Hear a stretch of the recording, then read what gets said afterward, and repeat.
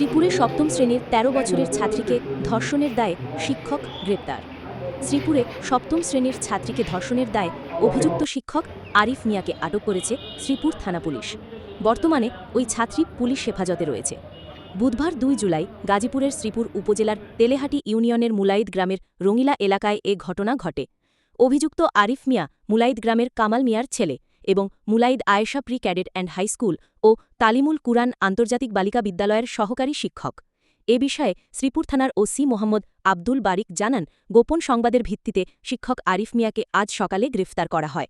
মামলা নং ৪/৯-১।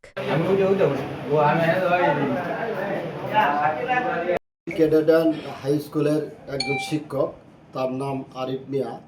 ওই স্কুলেরই যে একজন ছাত্রী সানিয়া ইসলামকে গত ২৮/৬/২০২৫ তারিখ সকাল ১১টার সময় তার প্রতিষ্ঠানে ডেকে নিয়ে এসে ধর্ষণ করে।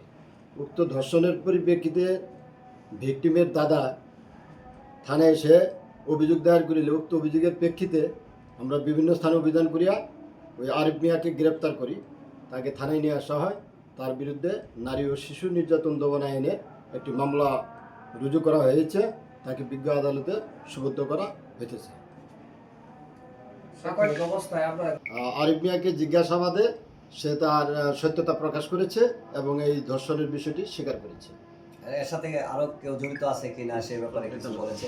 না, আর কেউ জড়িত না, সে একাই এই ঘটনার সাথে।